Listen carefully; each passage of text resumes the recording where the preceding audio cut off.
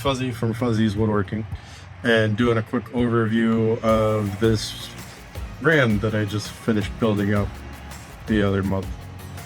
But either way, this is a 2016 Ram Promaster high roof on a 136 wheelbase, so it's great for pretty much anybody new into van life. Fitted out with the RV Queen, so it's 54 by 72. It has a 28-gallon water tank in it, so it can be used for off-grid purposes, along with a 4 100-amp battle-borne batteries. So that way it has off-grid capabilities. It also has a solar charger, a DC to DC charger, a 30-amp short power, so you can plug it in anywhere to charge up the batteries before you head out. A closer detail in the electrical system. See, here you can have the USB chargers, you have 120 volt outlet, you have the multi-control for the Victron energy controller purposes, along with the battery monitor, and then here's the controls for the 120 volt system. This is built more like a boat electrical setup. So to turn the 120 system on, you first flip on the first breaker, and then you can turn on the individual appliances as you need them, so it allows for a lot better control of the 120 volt system. So as you can see, we have the outlets, the microwave, the water heater, the air conditioning, and then outlets in the galley, which is outlets in the back. And that's all controlled from here. So as you can see, we'll flip on the microwave. No. We'll turn the inverter on. So now we have the 120 volt system on, along with the microwave outlet on. And if you see over here, is not on. Oh, it is on. Okay. Good. So, and this is just a little basic microwave for you to use when you're off grid or wherever to make breakfast. And since each individual object or system is controlled, it makes the power control a hell of a lot easier. Along with the AC, which is another remote control feature.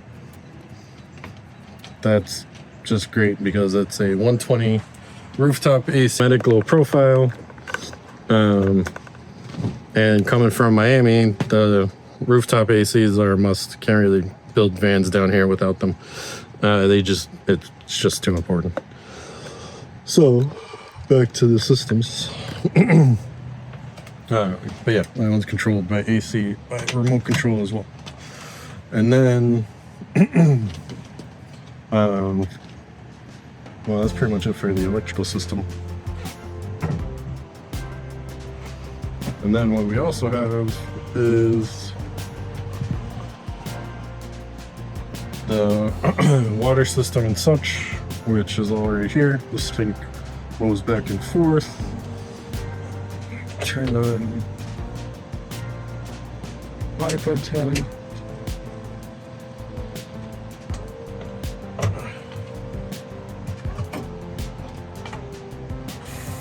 So as you can see, water works. It's kind of hot. Hot and cold. I don't have the hot water system on right now. And all the water system is underneath the side of the bed, along with a electric water heater that is a 4-gallon reservoir down here underneath the sink. And then for the sink, you also have the gray water tank, which is underneath, that has a open valve that'll just drain out. So when you're boondocking, you don't have to worry about the water draining out your gray water tank, at least.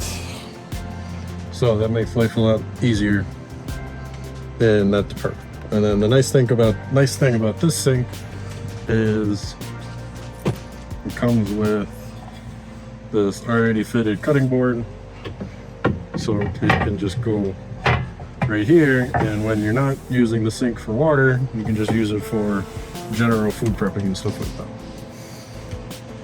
And then we have more storage up here. So as you can see, all the cabinets have hooks on them to keep them closed while they're there, and they also have pistons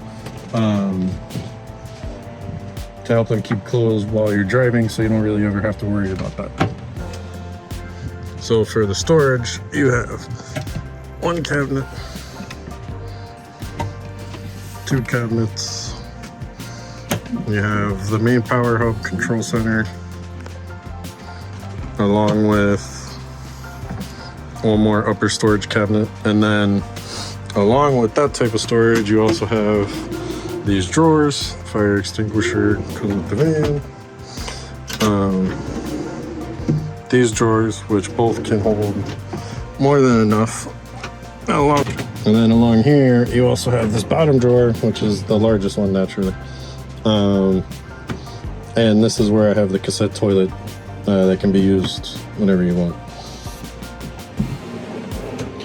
But as we can see, closes in nice, right, and good. And then under here, you also have some more storage, but this is the gray water tank and the water heater, as you can see. And then is a two-part fridge and freezer section underneath this bench that, as you can see, comes out very easily. It has the two sections, as you can see there and here. And what's really nice about this unit is you can control each individual side, or each side individually. So you can have a freezer or a fridge unit depending on your needs for that trip. Let's see. And then here we also have a spoon table that is very easy to sit in. So you can just take out the pieces.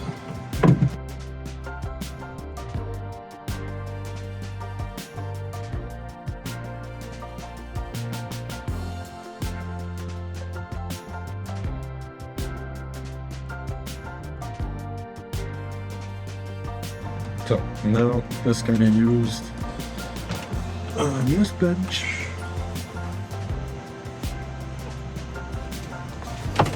like so, or it can also be used in the passenger seat. It can either go here, or it can be used in the passenger seat, which it is perfect for.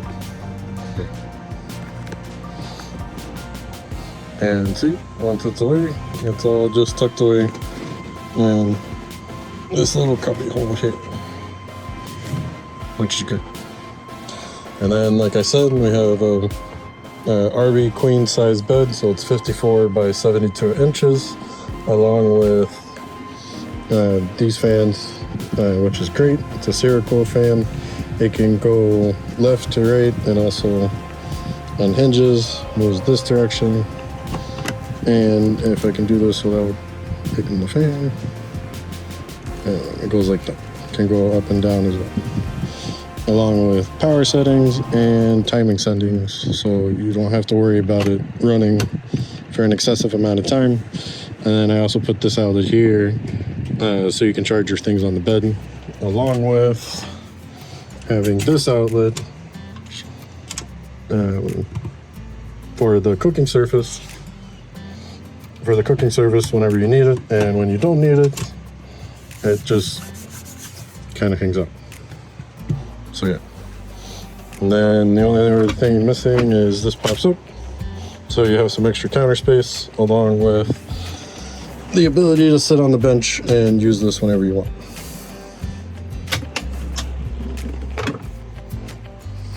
So now that part is done, let's go to the rear of the van. That concept's works. So in the rear of the van, you have your main power switch. You have another 120 outlet that is turned on in the control center over there.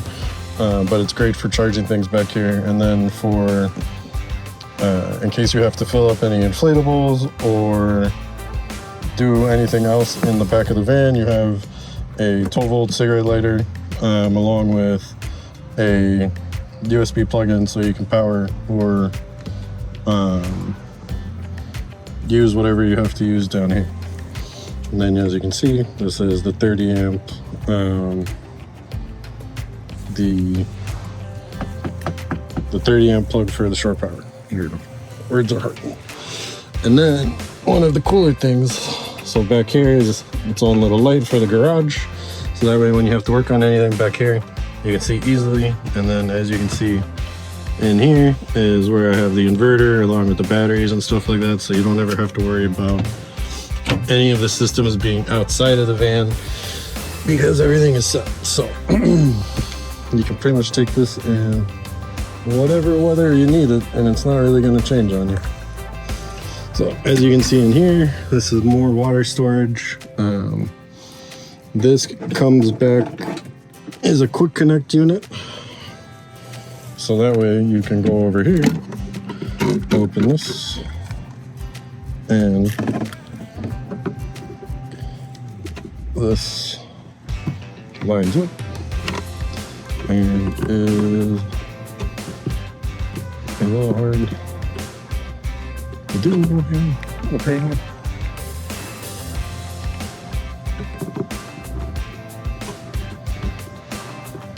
Very impossible to do. We're going ahead.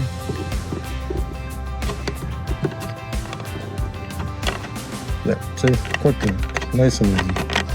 And then you have hot water or cold water, and you have a hot water connection out here, along with a rear the hose, so you can take a shower back here whenever you need. And then to fill up the water tank, which you can see here, you just have a boat inlet that you can fill in here and connect to a hose, which that piece looks like this. So you plug this into there, you plug the hose into this piece, and you can put in all the water you would need for whatever trip you're planning.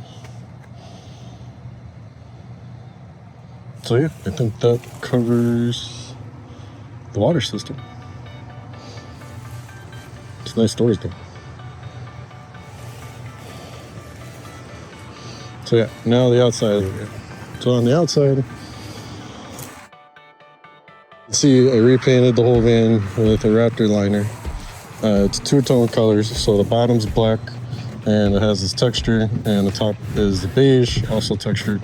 And it's great because it adds a degree of resilience. You definitely don't have to worry about any rocks hitting this thing and denting it anymore. And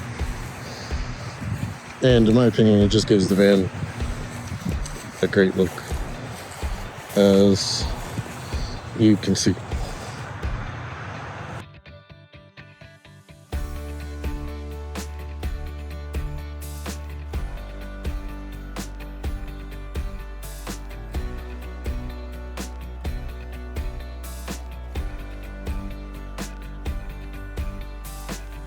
You can see the awning, which is great. It has all this extra space out here. And then for the entryways, what we did was I got this living in a bubble that's perfect for going around this door. You don't have to have it up all the time. It's also not as degree of worrisome to install because you have to take off all of the rubber guards, which, in case you have, be kind of a pain.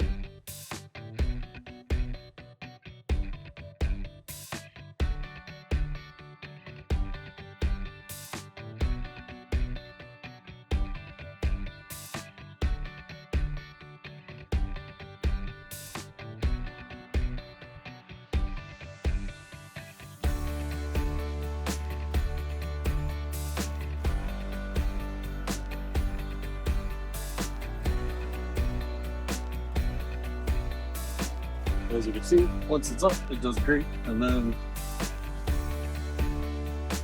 it just splits open, and you can even just keep it open by doing that.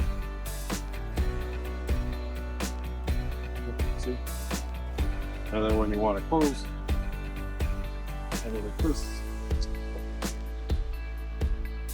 and work it. I have this one for the side door, and we have another one for the rear door because they work here. I think that's it.